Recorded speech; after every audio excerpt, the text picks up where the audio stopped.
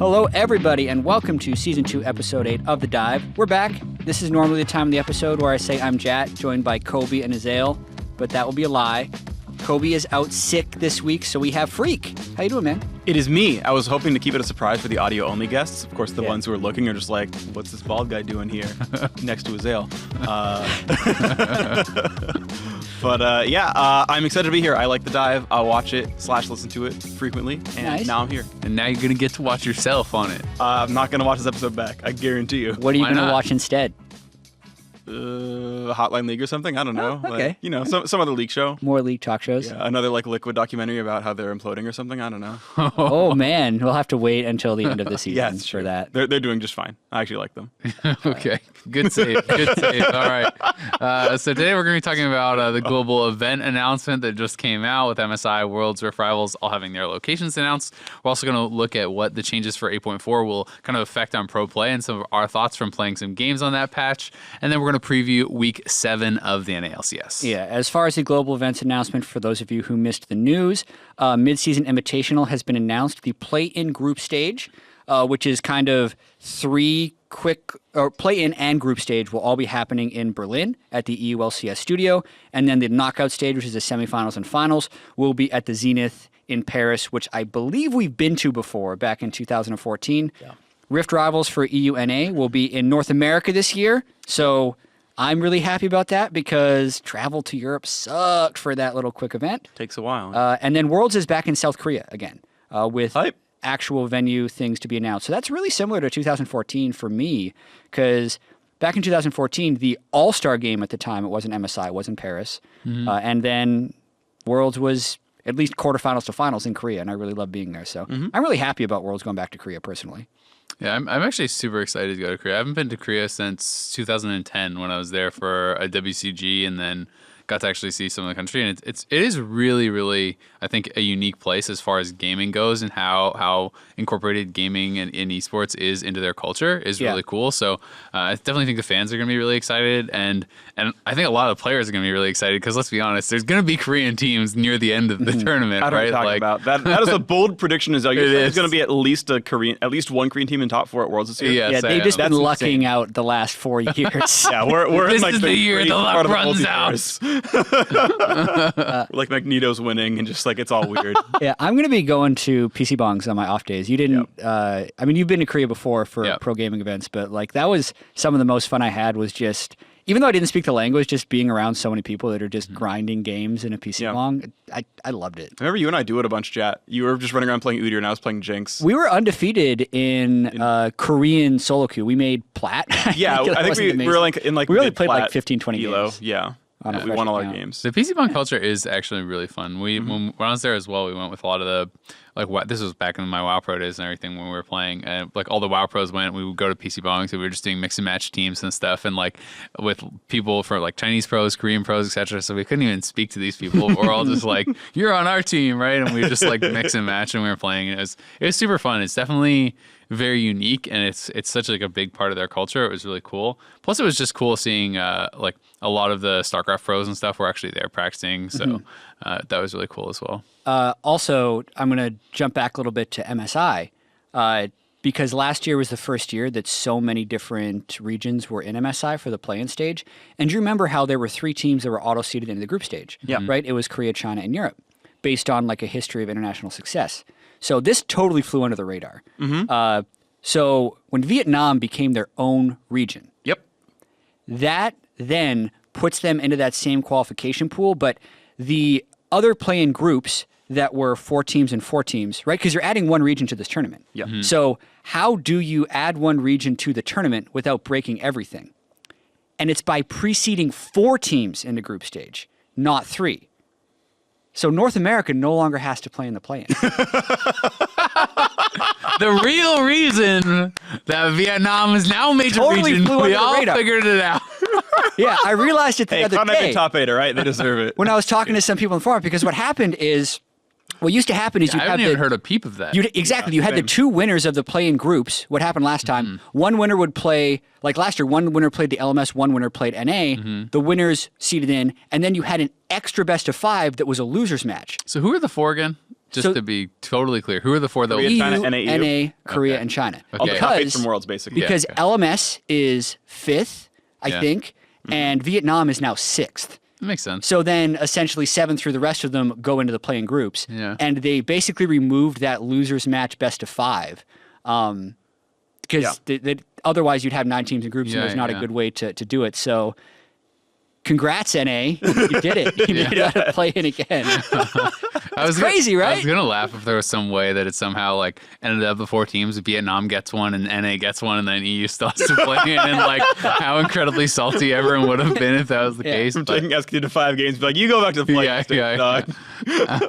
I mean, it's definitely going to be interesting because it also, like, correct me if I'm wrong, but it also means that, so in the previous system, Vietnam could theoretically have 2 teams that make it in, right? To Worlds. That was Worlds. Yes, to Worlds. And now in this system, they can only have the 1 because they have the 1 preceded, but my understanding was that they could not then qualify in through the, like, other route as well, like as a lot of the other emerging regions could. So that was my understanding, and I'm not sure if that's totally correct. Yeah. But it is interesting because it does guarantee them a spot, but it seemed like potentially they lose out on one because they're clearly kind of the strongest emerging region, right? But it does guarantee that we would get representation from another region then too. Yeah. So it'll be interesting before to see we how it all pans get out. too in the weeds, since none of us are super clear on the World. Yeah, Worlds is on a that. long ways off. We'll touch in on that when it happens. I just wanted to let everyone know that NA qualified, boys. And he's a major region again, baby. Let's go. We're back in. And it is not just like they gifted to NA. They actually looked at whatever formula they used to previously determine the top 3. They did, and NA is actually the 4th. They have better world results than the LMS.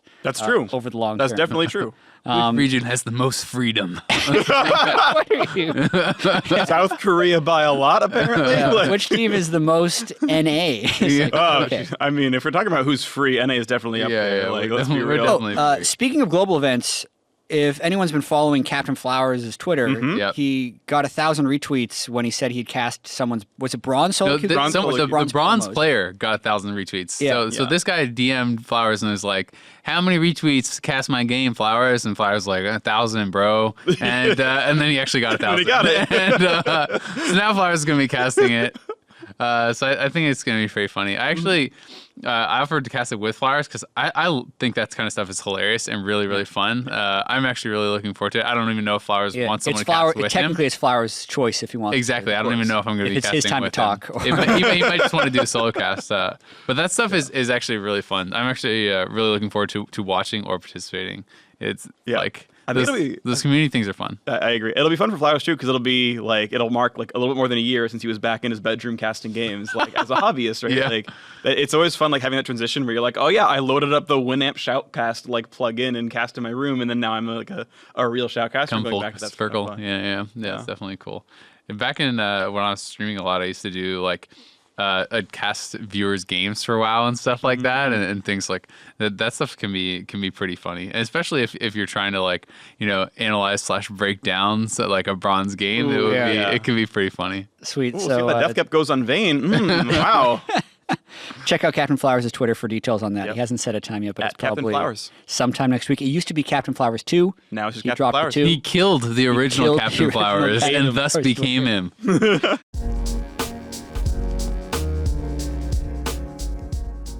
Okay, it's time to move on to the meta discussion Yep. in this episode. So we had an entire episode dedicated to 8.4 last week where we had a designer on. We talked a lot about the changes. This week, it is going to be hitting pro play for the EU and the NA LCS as well as the Academy League. And we're going to try and talk a little bit about exactly how it impacts pro play. Yeah. And I want to start with a bold prediction can start. is going to make the designers really sad. I think Eye of the Watchers is the optimal starting item on every mid laner in the game. that is the blue Frostfang Sightstone. item. Yeah, Frostfang upgrade into Sightstone. Basically, I don't think it's even necessarily because of the Tracker's Knife changes, although I think that it's an exacerbating factor. But even in like 8.2 in China, and like I saw it a couple nights ago in 8.3, a Phreak as mid laner ran it when he was playing Malzahar.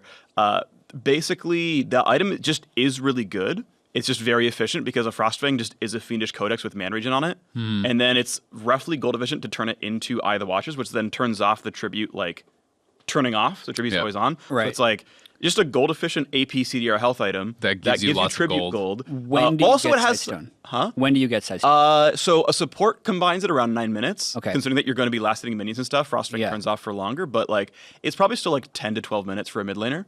I think that's maybe a bit ambitious. At least a lot of my seen it like solo 15. queue games, I see a lot of supports finishing still around 10 to 12 minutes, depending on how they're doing. So, Then maybe it is later, right? Like, Yeah.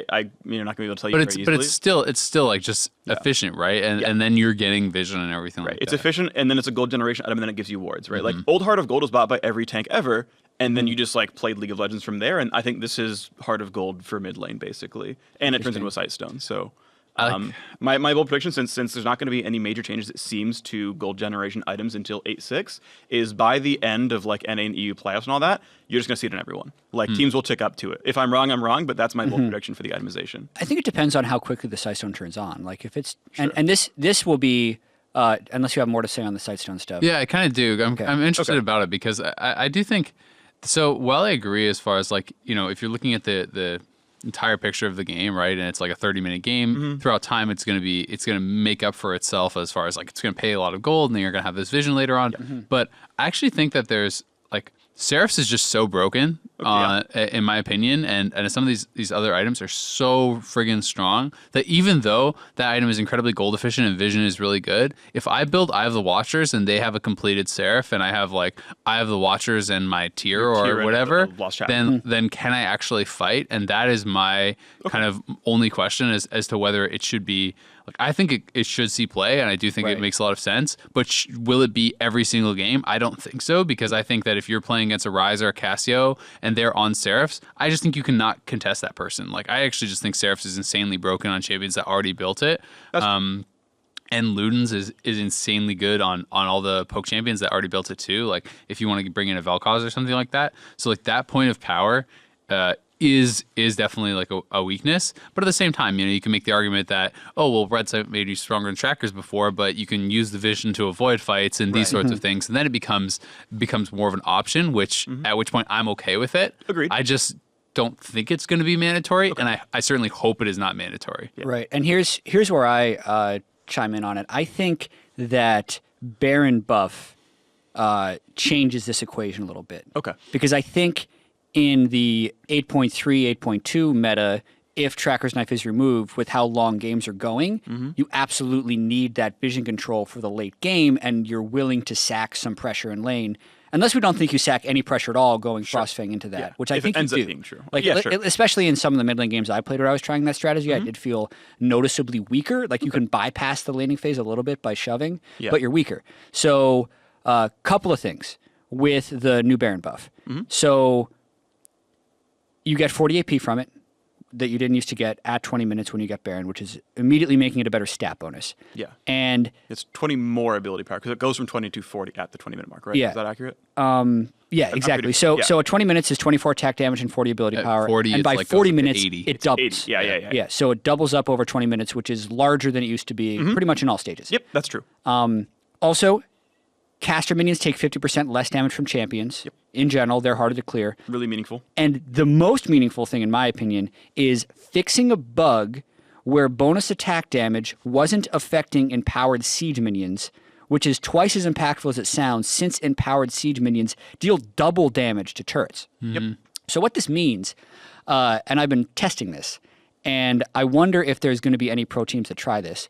If you build Banner of Command and put it on an empowered siege minion, it does 500 damage per hit to a turret, and it hits every 2 seconds, and is immune to magic damage, by the way. Yep. So it can 100-0 a turret in 16 seconds if no one else is hitting it by itself, because turrets have 3,600 health.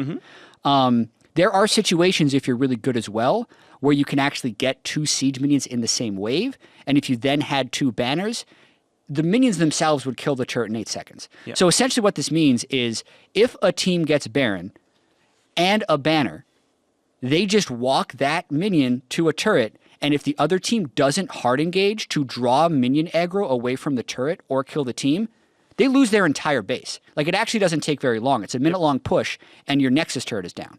Yep. So I think that's super busted, first and foremost. Yeah. And then I guess the kind of the discussion I want to have is A, do you guys think it's busted? And then B, if the push is that easy, which I think it is, what does that actually do to the game? Because if I'm an analyst right now, Yeah. I'm telling my team, what is the biggest advantage we can get at 20 minutes so we can get the first Baron? Because I feel like once we get the first Baron and banner, if we have a 5 to 10,000 gold lead, there is no way we lose. Yeah. It's over. So Caitlyn, Janna, what is your like bottom lane? You're trying to do the triple turret snowball. Do you do Kennen top? Do you do Nidalee jungle? Yep. Like you just try and get a 5,000 gold lead so you can get a 20-minute Baron, and then you win the damn game. Like, do you guys think that can? I think that can actually be a dominant strategy, which is why I don't think you build track or Sightstone at mid lane because right. you sack too much pressure mid lane, then Baron's gone and the game is over. Yeah. So I guess I'll jump in first. I agree with your logic, by the way, that if that is a dominant strategy, Sightstone is a purely dominated option, right? And that yes, you should probably build this way. I like the idea, like, and I love strategic innovation. Like that was always my thing when I was like competitive Warcraft 3 player and stuff. Is like I love trying new things and being, I do this and you don't. So I would love if that was a strategy. Right. I would hate if the game is over at 23 minutes every single time and it's over at the Baron team fight and then just you FF go next. You build the banner and go. Right. Yeah, I think banner first item being a competitive option is cool. I want to chime in one other small thing as far as like patch notes are concerned. Like before that change ever came in, like let's say 6 patches ago, one of the designers slightly lowered or increased the radius for backdoor bonus to turn off, so that cannons would turn off backdoor bonus by themselves. Because they used to shoot against backdoor bonus, like when they were at this out of point range. last year. They did 1/4 damage, right? Right. And then that got shortened to, okay, now the cannons are doing their intended minion damage to turrets in 7 point whatever. And so that happened a little while ago. And then of course this thing where a banner of commanded Baron minion is doing like 3.5x the damage it used to be doing. Yeah. Because of the bug fix. Yeah, we played a solo queue game. I was playing with Flowers and Zyrene. It was gold even at 20 minutes. We snuck Baron. We won in 24 minutes. Yeah, Because we just bannered a minion and won on the push. Yeah. I have not felt the effects of Baron. I felt that it was more powerful. Like I haven't really messed around with much banner plus Baron stuff. Yeah. But in my games that I've been playing, Baron has felt like it's pretty snowbally. The game feels faster, but it wasn't like that extreme, and we weren't playing as heavily around it because there still is obviously a lot of power in like bannering. Not bannering, but like Baron buffing 3 waves, and then if you have a cannon in all 3 lanes and things like that. And without banner, the cannon still does 240 damage a hit, Still does a which ton. would actually 100 to 0 a turret in 30 seconds. Yeah. So it's still viable with or without banner. Yep. Just But as a note. I definitely think that it's super viable to build Banner of Command. Like Banner of Command, this is something I was talking about before I even saw these changes and last patch and in the past. It's something that I think should be built more often. I actually just think it's an underrated item, especially when we were seeing a lot of Vladimir top. I'm like, Jesus, why does no one build Banner? It's so hard for a champion like Vladimir to actually deal with, as far as like it builds you an incredible amount of side lane pressure. It is magic immune, as you said. And the item itself is actually very stat efficient. When you compare it to Locket, you are obviously disregarding, like, when you're not looking at the actives, right? People are going to place different amounts of value on the actives. Locket has its active, Banner has its active. But as far as actual stats, the items cost the same. Locket has 30 armor and 60 MR, and Banner has 60 MR, 10% CDR, 30 MR, 125% base HP regen, and Point Runner, which is 20% move speed when you're near fallen Dead or turrets alive turrets. or Zerat portals, etc. Right? Like it just has massively way more stats. So unless you think the Locket active is like infinitely better, Sure. And people think that. yeah. But I mean, like in situationally, I do think that this makes a lot of sense, especially games where you're seeing there's like a lot of games where you see double Locket actually. Yeah. Like, you see Locket on Braum, you see a Locket on Zac and stuff like that. Like it's very easy for one of those to be a banner, in my opinion, and to use this kind of strategy. And to the question of if I think that like a 20-minute Baron or like just a strategy centered completely around Baron is possible, I do. I'm not sure if it's better to do the like full on all in type, we do the Nidalee, we do the Corki, we do this and we do that, or if it's better to just play something that's just really good at taking Baron, right? Like play something that's maybe a bit more moderate but has tanks that can do it. Like does it not make Nunu just incredibly good, right? Like I was watching Faker stream, and he was playing Azir. Him and a Nunu took a 20-minute Baron, and I want to say under 10 seconds. Right. 2-man, right? Yeah, sounds right. And Azir is already ridiculously good. Nunu saw some play, right? Yeah. Does that not just make something like that even better? Because it's like it is a more risky strategy if you play the Nidalee and then whatever and these sorts of things, especially if you're not as practiced. You could basically just play the same thing as you were playing, and like Kalista has been nerfed, but I mean Azir is basically incredible already. Nunu, like just like some small changes, you can just try to randomly sneak a Baron anywhere between 20 and 25 minutes, and then if that banner strategy works as well as you think, then you just win the game, right? And I do think that is somewhat viable, and that is one of the things that I was somewhat concerned about people playing around when we talked about it last week, is if there becomes strategies that are risk averse to the point where it's just like, I give up everything until Baron, because if I get Baron, then I win kind of thing. And that's like, okay, now I don't give up everything and then also get the Baron. Yeah, but I just mean as far as dragons, right? Like if if you're just going to like ward defensively, try to clear waves, never try to fight, and then 20 minutes you go for the Baron, that's boring to watch. Yeah, right? and I that's hope the that's thing not it. of what does it do to the game if this is true? And I know we're getting kind of down like assumption territory, because I watched High Elo solo queue. No one is building banner. Yep. I don't necessarily know if there are pro teams that have tried this in scrims and are hiding it, because you don't actually want, if it's going to be dominant, you're going to want to pick up a few games with it. Yeah. I think it should be, personally. I think it should be tried, and I think my instinct also is that it probably should be on the LCS stage this weekend. Yeah, but I don't have the current knowledge of matchups to know what the best way to go about it is, because I don't think you can be like, let's just pick a team fighting team and go even until 20 minutes, because I think you fall too far behind. Yeah. But if there's teams that aren't doing the super early game stuff and you can be close to goal neutral, then like your team composition doesn't change that much. It's just your priority in the game does. And that's kind of what I'm interested in, because right now we look at the meta, all those champs are lane dominant, right? Like we see Varus, that wins lane. We see Azir, that wins lane. We see Ryze, that wins lane. So maybe the team comps don't change that much, but if one person sneaks a banner in, games end really fast. Well, I can promise you, Jat, in 8.4, we will see 0 Ryze games. He will be first ban red side every single game. That champion gained like 7% solo queue win rate. And if Ryze is at 47 in solo queue, you know he's like 99% win rate in pro play. And he's like 40 in solo queue. People are still like, picked every first game. pick. To go back to the actual changes to the game and kind of out of some of the theoretics. AP item overhauls in 8.4. Yep. Now that we've all got to play the game for about a week at this point, every Archangels user got a whole lot better. Ryze is a good example. Cassiopeia is a good example. Like all those champions got much stronger. Cassid gained some win rate. Like, anyone who actually liked having 7,000 mana was really, really happy about that. And then I think Luden's was a pretty good buff as well. I think GLP is the only one that missed the mark as far as actually being a little bit weak. Yeah. And so I think anyone who already built tier got a straight buff. If people want to convert to tier, it's not actually that much better, because the item is not like intrinsically much better than Morellonomicon, old Morellos. And everyone who liked building Ludens in their build got a small buff, because that is better than their old Morellos. Yeah, I mean, I'm pretty much on like in the camp of tier and poke. Like if you do those things in mid lane, you're better now. I mean, especially champions that are like tier Roa. I mean, Zillion and Nivea are the two highest win rate champions. Yeah, they both build tier fair, Roa. they were before. Were they number 1 and 2? I know they were both high, but like Cassio went up, Ryze went way up. Like all those champions, and those are champions that like I consider, especially Cassio and Ryze and things like that, I consider to be pretty high skill cap champions, and like champions that perform disproportionately more powerful or better, whatever you want to say, in pro play.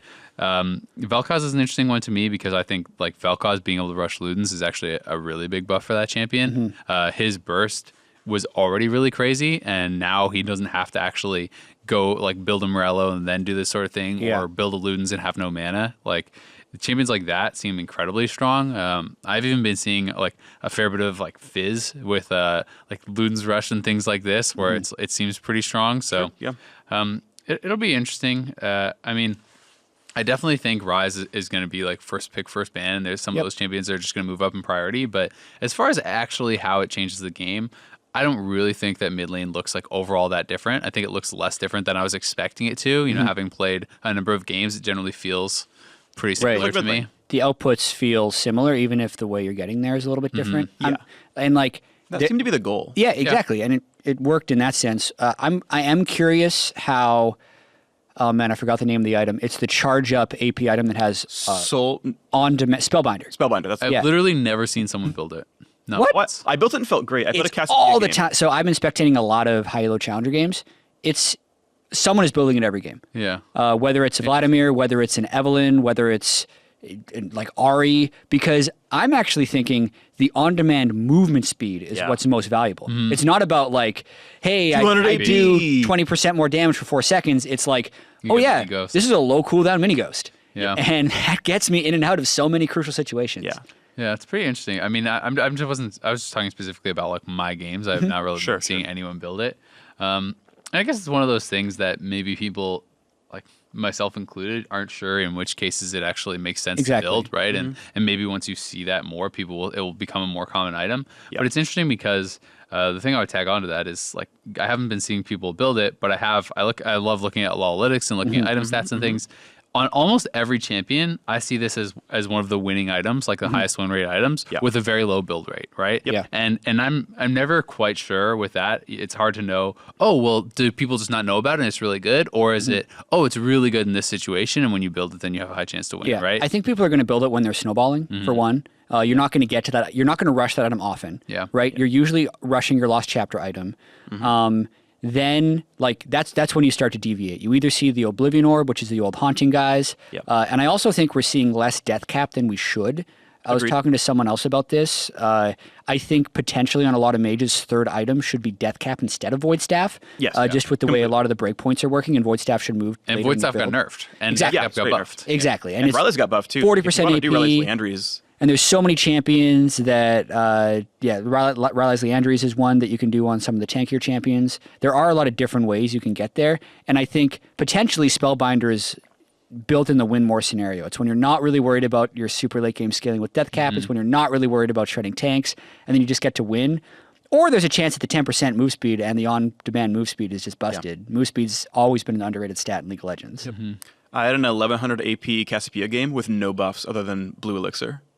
I was just playing Cassiopeia. Spellbinder, Death Cap, Leandri's was like, oh my god, I do like 9,000. You had Leandri's? Because there's no boots, right? So it's like true 6 items. So it was like Roa into Seraphs, into Death Cap, into Leandri's, into Riley's, into Spellbinders, or Blue Elixir. No Void Staff in a 6-item build? They didn't have enough big tanks. And Leandri's is put like a % damage amp anyway, and I'm like dueling an Azir. Like I'm not going to build a Void Staff against his Azir two-shotting me. So shouldn't Morello Nomicon be better than a Leandri's in that situation? Maybe it was like it was just kind of making choices. Part of it because I was going Riley's Leandri's, and I was like having to kite like a Shyvana or something, and it was just like a mix of all the above. I mean, maybe it wasn't optimal, but without Baron, it was 1100 AP, right? Just like okay, we're playing League of Legends. I'm Veigar. It's pretty interesting. I think another champion that should be in pro play, I'll be surprised if it is not, is Volibear. I actually think Volibear is insanely strong. And yes, Volibear is a very one-dimensional binary champion, but so is Skarner. And so is like, a lot of the tanks that we've been seeing in the jungle. And Volibear, I think, is insanely strong right now. Like, I think that this champion has like a lot more potential with the new E. Like that is the biggest thing to me by far. Yes, the Q move speed increase is nice, and he already had like a lot of stats and blah blah blah. He could be pretty good in mid game fights, but the amount of outplay ability and the amount of just like added power to the kit with the E, even if you don't use it that well, is so incredible. And for pro play, you're expecting to use it more effectively, right? Like you can knock Zac out of his jump every single time with the E. You can like I was playing against a Rengar. I was knocking the Rengar out of his ultimate with this thing, and it's like he's completely screwed, right? Like there's Jax, Camille, like all these sorts of champions that are played a lot. Even Sejuani queuing forward, like Alistar going for a combo. There's so many champions. It's instant cast, and there's no travel time. It just seems to, at least not that I can see, it just seems to like instantly you're knocked back in that area.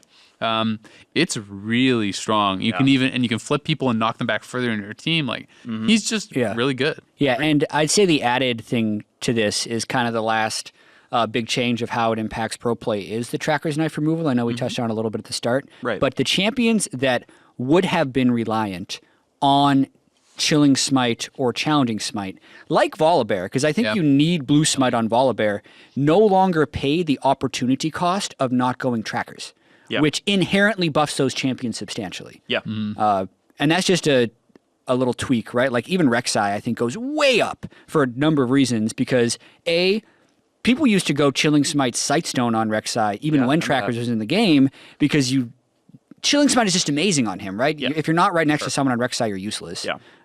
Her. Sorry, pedantic. That is going to happen for my entire life. Like, I just cannot That's associate Rek'Sai understandable. as being female. I'm sorry. That's fine. But with that, Annie also has the added vision from Tremor Sense. Yeah, that was a point that Zyrene brought up to me that Yeah. I hadn't really put a lot of thought into. You know, he was just talking about his playstyle was always that of a Tracker's Knife jungler, and he wanted to be the vision guy, and he was unhappy about these changes because of that, which makes sense. It kind of hurt his playstyle. He felt, sure, yeah. but then he was saying, But your favorite champion is buffed. exactly. He really likes Rek'Sai, and he was saying that it's cool because I was like, yeah, Rek'Sai's better because you can take Chilling Smite. That makes sense. But he was saying, well, no, it's like that he's the vision guy now playing Rek'Sai, right? Like he was saying that I can provide this vision with Trevor Sense for my team that no one else can do. So he was looking at it as a unique buff to the champion, specifically because of the vision differential. His playstyle too, right? like a really happy bit of kismet. Yeah, because it's a whole idea that you will not have a Tracker's Ward trinket there, so you won't be able to see them, and they won't be able to see you, but then the Tremor makes bigger difference, right? Like, if everything is warded with Tracker's Knife, then Tremor Sense doesn't really matter because you see them anyway, so it's kind of more uniquely powerful, which I hadn't really thought about, and that's kind of cool. I found it kind of funny that Nunu's win rate was still, like, so high, or actually maybe even went up a little bit. Yeah. He's at 53.6 on 8.4. Yeah. And everyone's like, you have to build Tracker's Knife on Nunu. Like, everyone's just rushing Red Smite on He's Nunu. nasty just with fighting Red And just Smite. walking around and slapping you. Dude, with, he does so much damage with Red Smite. You can't get away. yeah, you exactly. He can't. just runs you down, and you're like, oh, he hit me for 40. That's cute, right? And then you're like, You're burning. Wait, he's still full health. Wait, I can't run away. Oh, God. So it's definitely interesting to see how it's actually affected some of these champs. Even Skarner. I mean, Skarner, Blue Smite, I think, is incredibly strong. To be able to catch up, like that actually gives you a lot more early ganking power. Skarner was already meta, so it's going to be pretty cool. I really hope that pros are actually putting time in to figuring this new stuff out, and that it's not just we see literally an 8.3 game copy pasted into 8.4 with new items. Right. And that's going to be a struggle, and I don't want to be too harsh on them like too I quickly. do want to be too because harsh on them. they've had literally 1 week. Yeah. It is almost irresponsible of the players to spam 8.4 when it comes out, when they play 4 days later on 8.3 for pro play. Yep. So I know Ovely was asking a ton of 8.4 questions to all the people she was interviewing. It's like, what do you think this will do? And almost every single one of the answers started with, well, I haven't really looked at it yet because, right? And then they'd have like their first theory. That's why Challenger Solo Queue was super active on Monday. Like, I saw almost every pro player in every high elo solo queue game, and then scrims the rest of the week are going to be super productive. But that's literally 4 days of scrims to like try out the banner strategy. But right? that's where it's good. That's where I target your analyst and maybe even your academy team, right? Like I have heard a lot of pros and coaches talking about the fact that they are utilizing their academy teams in some ways. Like, okay, we think Udyr top might be pretty good. Try it out, right? And they're having them play it in their scrims. They're having them try it in their solo queue, and they're using it as like a 6-man type of thing really who can smart. test things out. Yeah, I agree. And I think that is really smart. And that's where 8.4 comes out. Your LCS team, yes, they have to fully focus on 8.3 because they must make playoffs. For the org as a whole, that's a bigger focus.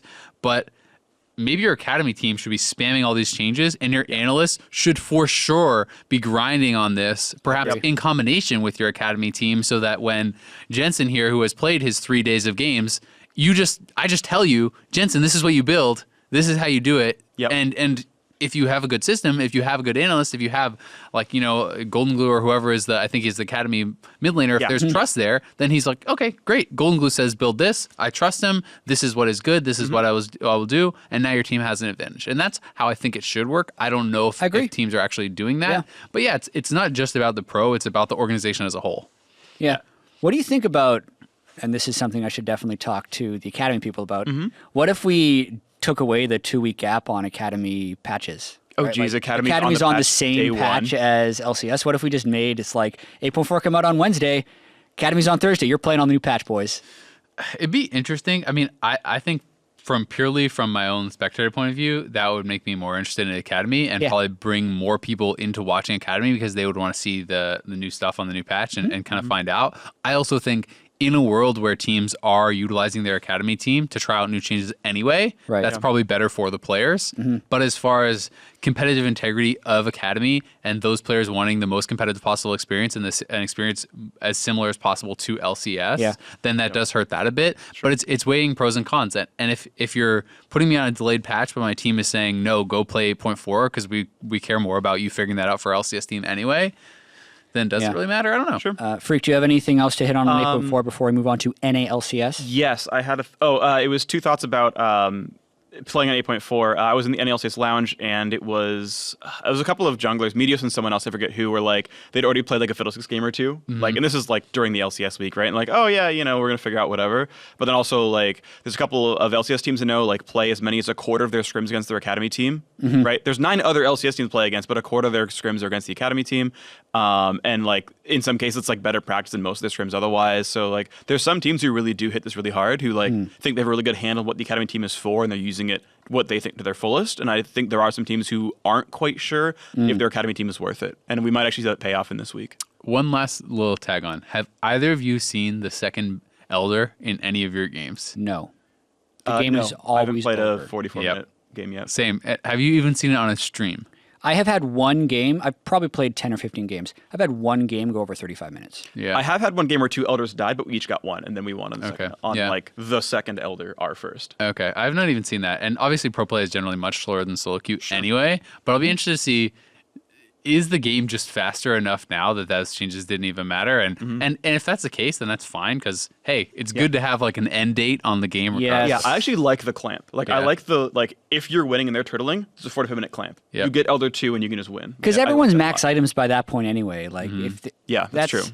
That's I think the one thing that broke the old pro game is when Baron and Elder weren't powerful enough that you could hold until 6 items and invalidate the first 50 minutes of the game in a lot of ways. Yeah. And having Omega Elder doesn't allow you to invalidate that. And it usually hits right before you be hitting 6 items as well. So not only do you have the super end game, but also the fight that will decide the super end game still has item mismatches if one team is winning. So I think it's super positive. And in a world where a game goes 60 minutes, then hopefully it's very unique and it actually is a lot of back and forth fights and it's exciting.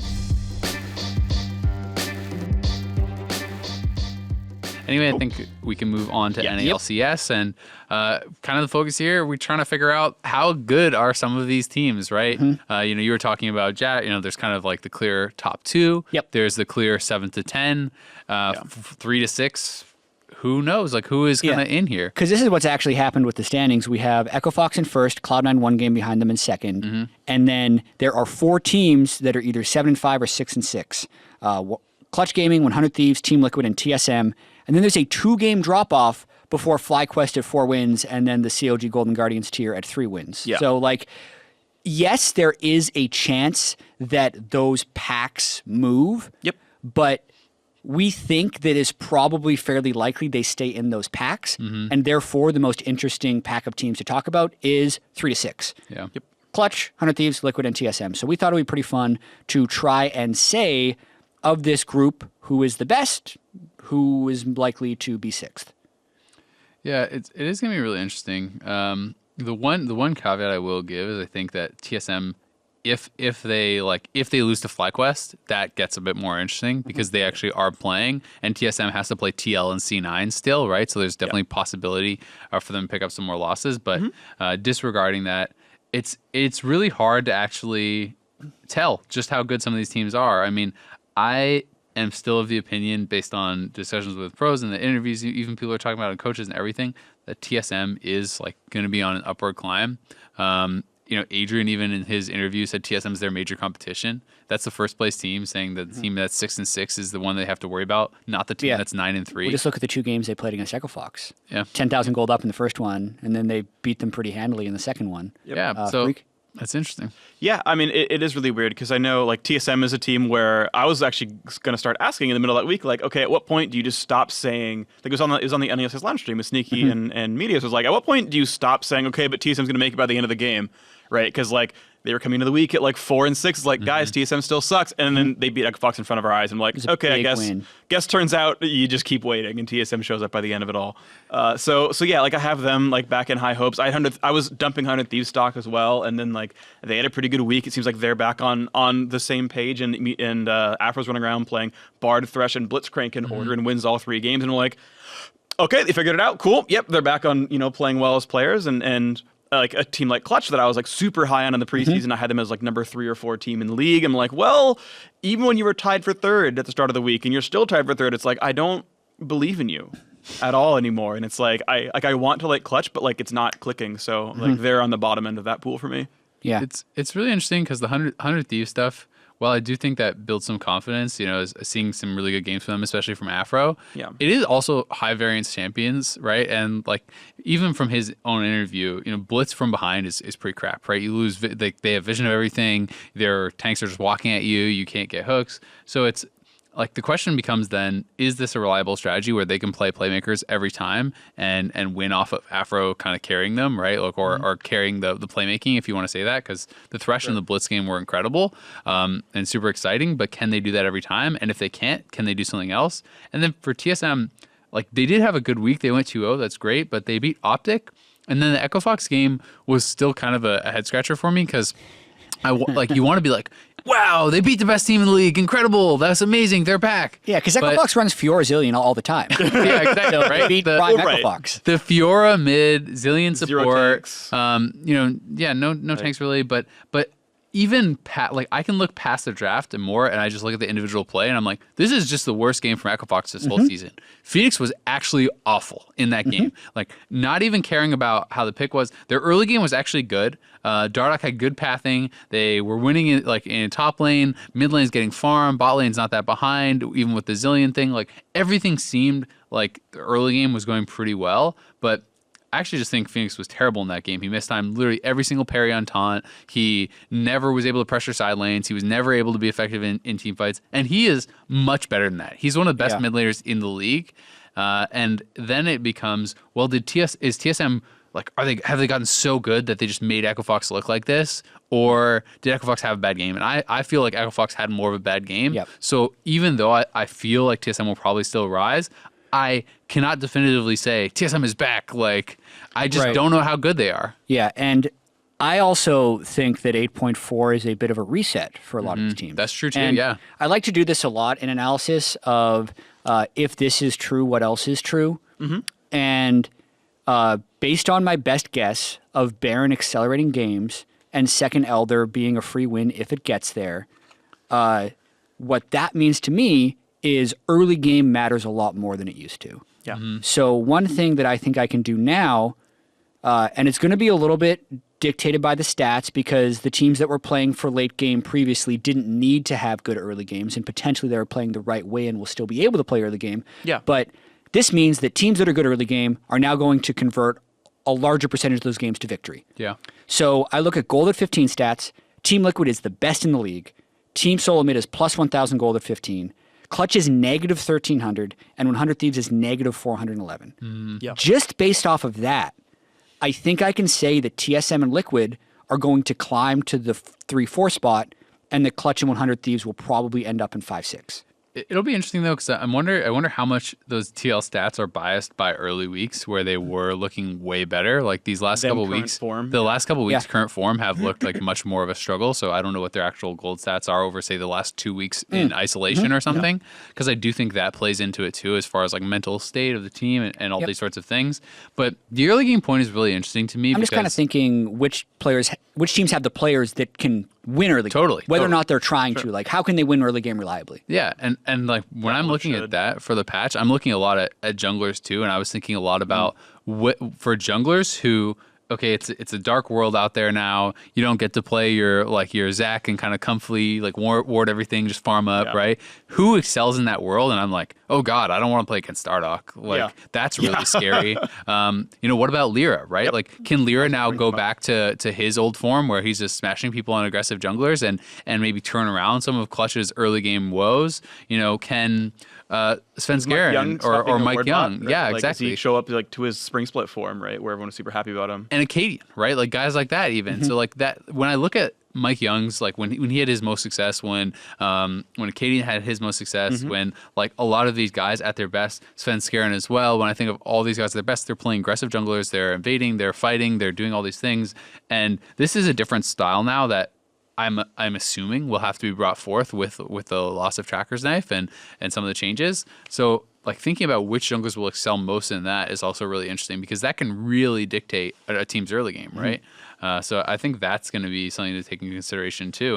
And looking at it through that lens, Clutch, maybe they should get like some little extra points there because Lyra had been really good, but who knows if he's going to be able to perform in that way. Yeah. That's what I was going to bring up, right before you. Was just like, because that was the struggle of Clutch. Is like they got all these players they really, really, really wanted. They were like, oh, our bot lane's incredible. Febiven's like top 5 in the world. Lyra was like the best NA, former player, whatever. And then it's like Lyra's like, yeah, I don't really know what style I want to play because like my team wants me to play tanks and I want to play hyper aggro, and that's how it worked when I was back on Envy. And now it's like, well, hope David Lim is like, we're going aggro, boys. We're going 20-minute wins, and Hakuho, you're buying Banner of Command. Let's play Varus every game. Let's go win some League of Legends. And Febiven's like, but I want to play. No, you're gonna win your lane. You need to win lane. Porky, we're killing Baron. And it's like everyone listen to Lyra. Like if that's the style, then that team turns around. They look different. Right. And this is purely speculative, right? It's all speculative. I haven't talked to any teams It is. scrimming yet. I actually, based on what people are playing in solo queue,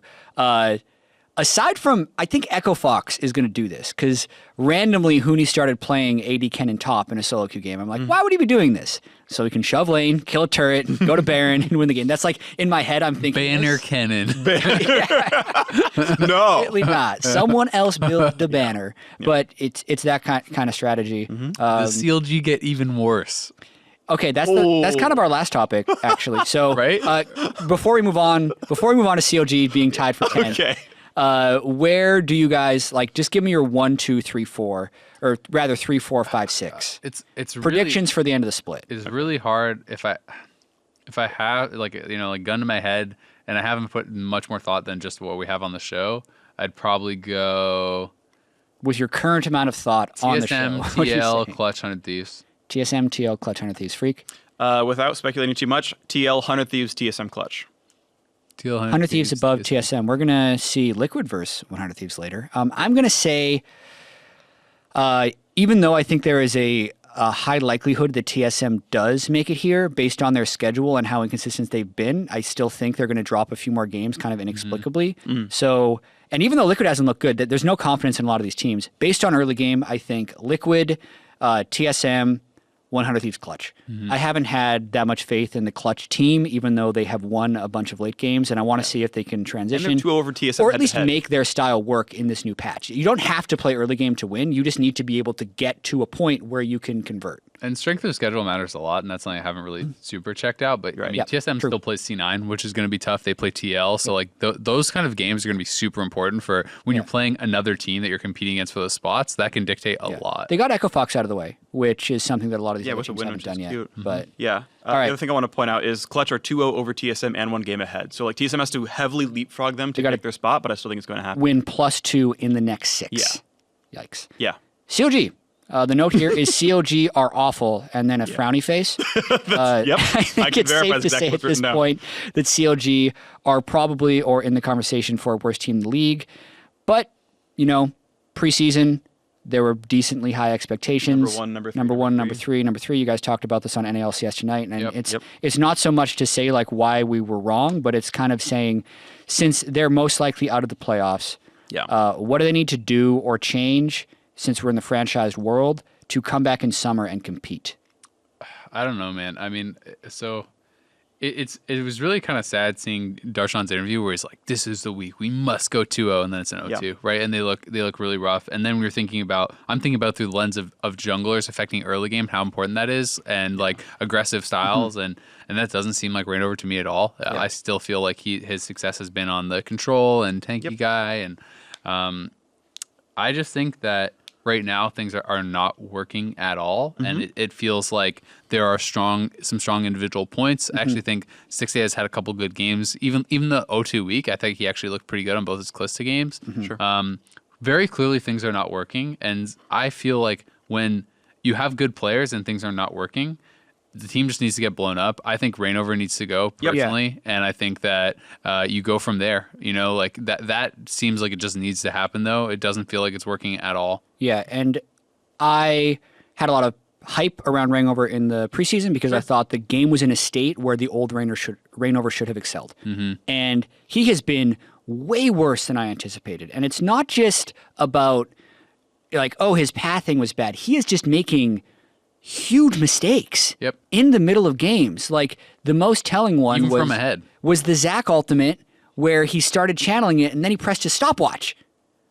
And then he just didn't jump out of the way and he died in front of 3 people. And he's done a lot of things like that. It's not just that one. So moving back towards how do you diagnose, how do you go from here? Right.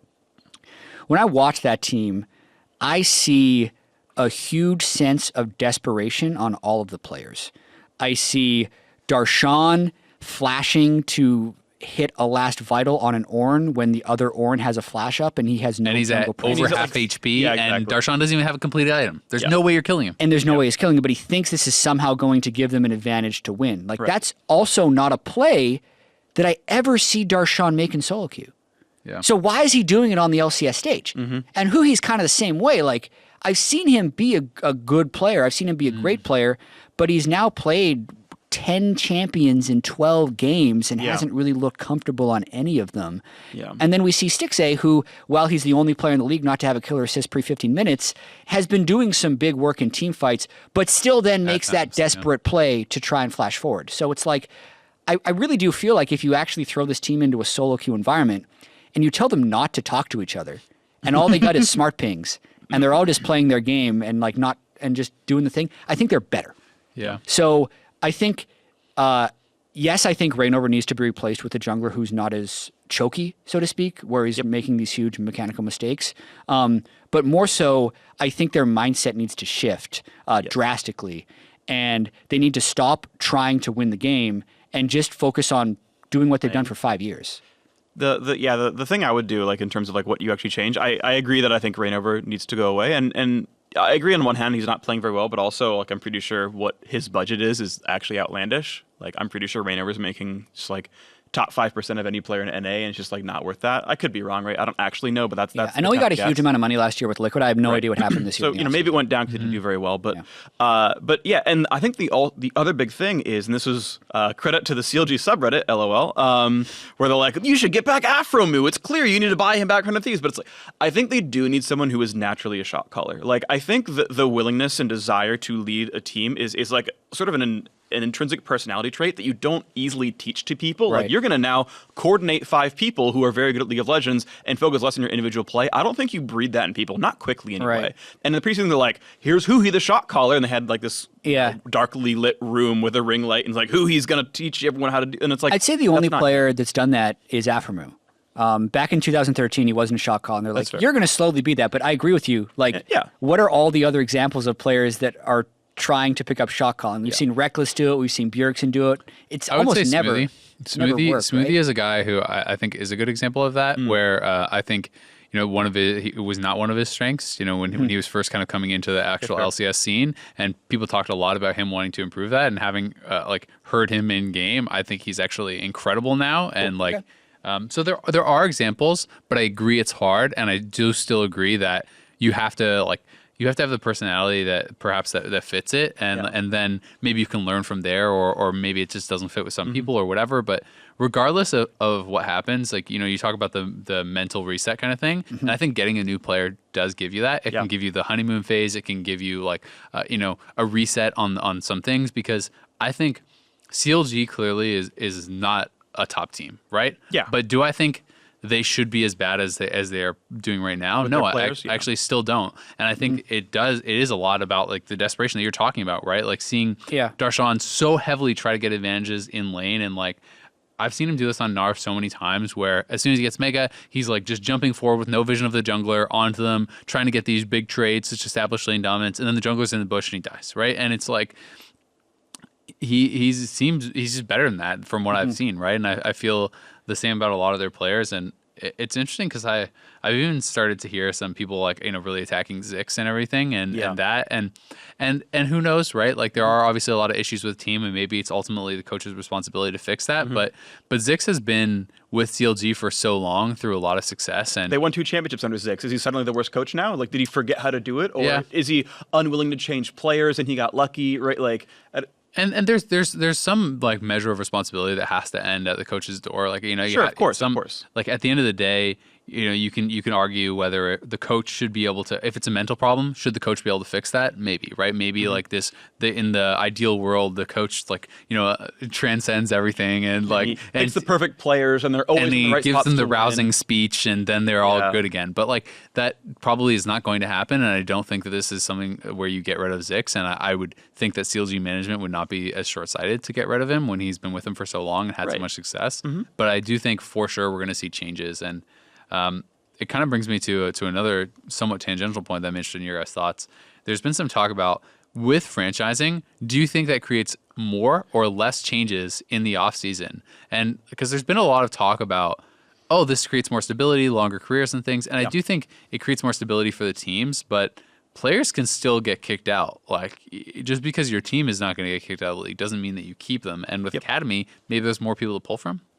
Yeah, I think as a team owner, you are more willing to take a chance on players. Like I think of, I mean, you're Cloud9, you can have almost any player you want, and they pull up a rookie player, right? And it's like, you imagine they could have gone for almost any top laner in North America or in Korea or whatever, and it feels like they were like, you know what, we're going to place a bet on Sven, so we're going to go for a native top laner, or we're not going to try to take Darshan or whatever. We're gonna pull up a fresh talent from a team that a challenger team that didn't get picked up, so he's a free agent. Let's grab Licorice, right? Like you also expect it to be somewhat budget, though. I mean, maybe, right? And I don't know, right? So like, what's interesting is Nick Allen had said he's going to do an EMA. He's doing it right now. Oh. So it started like 2 hours ago. So we don't actually have time to read through the AMA and give the responses, but I recommend everyone listening to the dive, if you go to the CLG subreddit, he's actually putting in some pretty long responses to a lot of his team's questions. So check that out, and I guess we're done speculating about Fair CLG. enough. There you go. But continue along. So your C9. So I think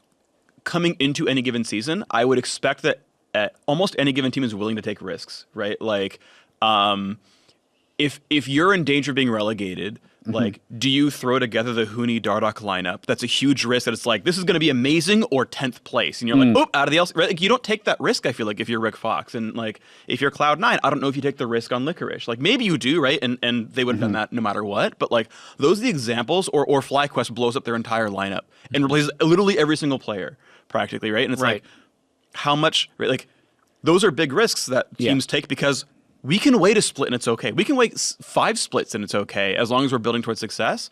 Now, I don't know what that means for iterative play, but I can look back and say, well, team managers clearly took risks on new lineups at the start. Yeah. And I don't know for sure what it means next. An extreme example of this would be the NBA right now with tanking. Ooh, yeah. Yeah, for draft picks. In the NBA, they have basically the Golden State Warriors and the Houston Rockets, and everyone thinks those are the only 2 teams that can win the championship. What about the Raptors, Jet? Yeah. No one thinks they can actually beat the Rockets or the Warriors. I agree with you. The Raptors are the best team in the East. Thank you. Great regular seasons consistently, and they still haven't made an Eastern Conference Finals, let alone a Finals where they're just going to get smashed by the West, right? So if you look at the Vegas odds right now for like the Raptors' chances, I think they're 20-1. Yeah, no, I was mostly just kidding. No, but seriously. But also the Raptors. There's 2 teams out of 30 that people think can win the NBA title. So literally every team then is trying to get a long-term strategy of how can we beat the Warriors. Yep. So in the NA LCS, it's like, I think teams need to be very frank about this. And there's no tanking for draft picks. We won't have that epidemic. But they need to figure out, can we compete with Echo Fox, C9, and the top teams? And if you can't, how do you get there? How do you start to get there? So now, especially at the end of the split, when you got Golden Guardians at 3 wins, CLG at 3 wins, figure out your long-term strategy and do it right away. Right? Optic probably isn't making playoffs. I know they're still pushing for it. They subbed out Zig. They put in Dokla. If they think Lemonation is underperforming, sub them out for a few games. See what happens. You have months before summer split. Use this time to figure out how you can be good in summer and stop caring about spring right now. Because even if Optic makes playoffs, there's no way they're winning the split. And that's all that matters, in my opinion. So I think teams need to adopt that long-term thinking right now. I think it's a really interesting point, and I do agree for the most part. The only thing I would say that I think complicates it is if I am C9 and CLG wants to now pilfer my academy team to try to like start practicing for next split or whatever, do I want to sell them the players right now? Will I give them those players? I don't know, right? Like I don't know if I want to help my competition like that. And I think that's where it can become complicated if you're dependent upon some of your competition to actually improve to get their academy players.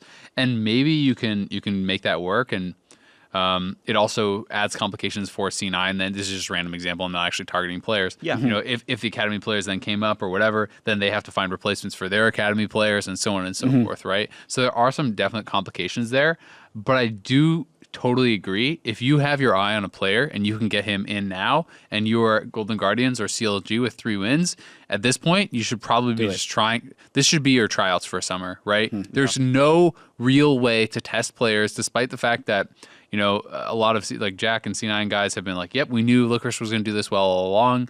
I believe that even if you are godlike in scrims and even really good in Challenger, it is not the same thing as playing on the LCS stage. It is a different level of pressure. Not all players can adapt. We've seen that with lots of scrim god stuff in the past that has not panned out, right? So I do think you have to get the guy on the stage before you know for sure. You can have a high degree of confidence, but get these guys in if you have a target on someone from Academy, and start playing them on the LCS stage and see how it looks, right? Some people will rise to the occasion. Some people will crack under the pressure, and I don't think you know what's what until you've actually had them there.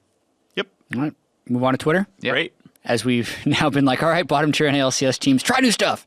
Yeah. Nick Stewart asks, we somewhat covered this, what will we see more of in the LCS? New Ludens or new Archangels? Personally, I've been seeing way more Tyr Vagar, Goombastomp Kassadin, and with the AP changes, we'll be seeing more Rumble and Kennen. Cool. I'll jump on that one. To answer this first question, I think we will probably see more Ludens. Just going to make a blind guess as one or the other. I mean, I think we're going to see Ryze never Tier in the champions game. are all banned. Right. I mean, Cassiopeia is in there, Kassadin's in there, right? They're going to be buying that, but I feel like more just going to just go Ludens in general. I do think that there's better manaless AP items for Rumble and Kennen, so I think they are, generally speaking, buffed as champions. So we probably should see more of them. But if Banner of Command is in every game, AP top laners are almost entirely non-viable as a result. Or that's a slight exaggeration, but unless Rumble and Kennen are the lane bullies you need to get 20-minute Barons. In which case, then they're the meta. Yeah. And it's hard to project that. Sweet. Unless you have thoughts, I'll move on to the next one, Cool. Azael. Elliot Menge says, with the NALCS continuously growing, what are your thoughts on if it eventually split into 2 divisions, like the AFC and the NFC in the NFL? I mean, they already did that in Europe, right? Yep. They've done that in other leagues. They're still doing it in the LPL. In the LPL, Yep. I was going to say they do that there, yeah. I personally am not that big of a fan. I just like seeing the top teams play more times throughout the regular season. Because there is a world in which you have your multiple divisions and you can have cross division play to kind of somewhat work against that. But I just like seeing the teams competing, and I don't like having the extra dimension of like trying to power rank these teams when they have different competition and everything. I think that makes it even more difficult. So I like A, just as an analyst, seeing everyone play the same teams, and B, I think it's more exciting. One thing that I will say, and I generally think without geolocating teams and the fact everyone plays in NA and the fact that people mostly follow players over than teams, that is mostly useless for esports. But I do like, at least when I'm watching football, the growth of divisional rivalry over the years. And if you have consistent divisions, you can do this. And EULCS had inconsistent divisions where they were drafting fresh every single split. So, for instance, if TSM and CLG is a huge rivalry and they're in the same division, you're guaranteed going to see them more playing each other than you are other teams. And if you can build more of those rivalries over time, that's the one upside I would see to it. But I just don't think it's worth the upfront cost right now. And because those rivalries aren't necessarily developed, I don't see it happening. And one of the downsides of long-term divisions, as someone who grew up as a Blue Jays fan, right? You have the AL East in baseball, which was, at one point ESPN said the hardest division in all of sports. Yankees, Red Sox. It's the Yankees, Red Sox, Orioles, Rays, and and the Blue Jays, right? And it's like all these teams had like triple the salary cap, and it feels so bad to be playing against these teams that are just like bigger market teams, and knowing that they're just going to spend 3 times as much money as you, and you're always going to lose. So it's like you imagine the world in which the West NA LCS is Echo Fox, TSM, C9, Liquid, and FlyQuest or whatever, right? And as FlyQuest, you're like, ooh, that feels bad. Yeah. Yeah. Also, shout out to David Peturli, who asked us essentially about franchising and long-term growth in rookies, was what we talked about. And then also to Scatty Cake or Michael Doyle, who asked us if CLG has a chance with this roster. I think they do have a chance with this roster, but we kind of already discussed that. Covered like exactly those questions. Yeah. So very last question for this episode. At Paolo Anonas, I cannot pronounce that right. I think you nailed it in advance. Peororo-san. At Peoros, yeah, Phreak did it. Is there any specific reason more regions don't imitate China's playstyle? And I think the example of this is prior to this patch, most regions were averaging 39 minutes games. China was averaging 33-minute games consistently with a much higher volume of games. So why are more teams not like the LPL? I think it's one of those things where. So my impression is that people there's a massive player base in China. I think that is the biggest thing. And as created in StarCraft, China in League, they look for the people with the best possible mechanics, and you go from there. It's one of those things where it's like, you don't know how to move around the map, but you move your character really, really good. You're so fast. I will teach you the rest, right? And I think when you have a league of these like superhumans that are all incredible mechanics, you can play these styles more consistently, and the players just are more like, they want to play those styles more because that's how they kind of got into pro in the first place. Yeah. It's also a coaching thing, but I just think that it's like, unless your league is like built with that in mind, it's hard to emulate that style because you're essentially 50-50ing these games almost all the time off like 10 man in the bot lane at 4 minutes. Well, I guess someone is going to win, right? And unless you have supreme confidence in your mechanics and your team fighting like every single time that you're willing to play these risky styles, like unless you're an Uzi, I don't think you can really always succeed in those environments. The point I want to bring up is I think, I agree somewhat with what you're saying. I think that proper play should be somewhat risky. Like, you're going to have to take some 80-20s, and you might lose the game off that, but 80% of the time you're right, and that's better than your win rate in the LCS, so you should have been making the play the whole time. So basically, I think I think risky play should be allowable and should be good and is good even for a very good team. And I think a little bit of it is cultural, where North American scene and the European scene for basically ever have always looked up to Korea specifically, right? From 2013 onwards, since LCS ever existed, Korea is the best, We're going to follow SKT, we're going to follow Samsung, we're going to play like Korea, we're going to play like Korea. Trying to exist, but we're going to play like Korea, right? We're going to copy SKT, we're going to copy KT Roll, so we're going to do that stuff the whole time. The slowest region. Right. And so all the coaches are emulating that. And it feels like the way people are trying to improve is eliminating mistakes. It's not, what can we learn to do better? I mean, there's some of that, obviously, where do we put our wards, what champions we pick, whatever. But it's like, you shouldn't have done that. Let's make sure we don't make those mistakes anymore. And it's removing pieces from your play style, removing these mistakes, removing these actions, and being more and more passive and more calculating and more safe. And think about the coaches they're bringing over. Right? We're not bringing over any Chinese coaches. We're not bringing over any Chinese players, LMQ notwithstanding. We're bringing over Rapid Star. Yes, he spent some time in China. I understand that, right? But we're bringing over all these ex-Korean pros, all these ex-Korean players, all these ex-Korean coaches, and it's like it's the NA LCK is like half of the informative staff here, right? And China, yes, imports some, but like there's actually more and more like Chinese heavy rosters, and a lot of the coaches are just Chinese, and they're not taking the Korean style as much. I'm sure there's some degree of it, and like we've had like old EDG, which was like the most Korean Chinese team we've ever had when they had the most Korean players and coaches that they've ever had, right? Like, but it shows if you like track where the players are coming from or where the coaches are coming from that they start playing like the style of player they're taking. And so some of that is NA copies Korea a lot, and Korea seems to want to play slowly. Yeah, and I know China's tried to copy Korea a lot in the past, especially when they imported like all of Samsung to China. But even just the aspirational path to being a pro is different in the LPL than it is in other regions. It's like, I need to be able to play the macro style. No, I just actually need to be able to make the highlight play because our millions of fans respond to that, and it's so much more powerful than that. Plus, from a philosophical perspective, I just think it's different. Like, Korea plays to eliminate mistakes. China plays to force mistakes. Yeah. And I think that's way cooler. I agree. Personally. And that's what I meant about, like, your playstyle can be risky. Like, I don't think it's wrong to approach the game the way the LPL is, just Koreans have won more. And maybe that means actually their style is better, and that may very well be true. But like I said, you can make aggressive plays that are the correct play that the internet will flame you for if you fail, but looks really cool when you succeed. It's also tough because, looking at NA LCS perspective, like the player base in NA is a tiny fraction of what it is in China, right? Yeah. So as far as importing players and as far as, EU importing Koreans and NA importing Koreans and this and that, it's like, well, you kind of have to because there's like, or at least that has been the logic now, and maybe theoretically could change with Academy and things being built up better, but there's just such a huge pool of players to pull from in China that are these solo queue superstars, and that's almost all how they get picked up, right? It really is. It feels a lot like StarCraft 2 in Korea, where they would get guys who didn't know any build orders, who didn't know like really anything going on, but they had insane APM, and the coaches were like, well, it doesn't matter if they don't know the build order, I'll tell it to them, right? Like, and they will do like, great, you thought of all these strategies, I didn't, but I can do it faster. So now Jat tells me what to do, and I just do your strategy better than you. And that, to me, feels like Chinese League of Legends. So last thing, and I know this is maybe a topic for like a different episode, I have also heard that players have a ton of power in the LPL. Like we say that NA has a problem with players not listening to coaches. I think that's actually an extreme in the LPL.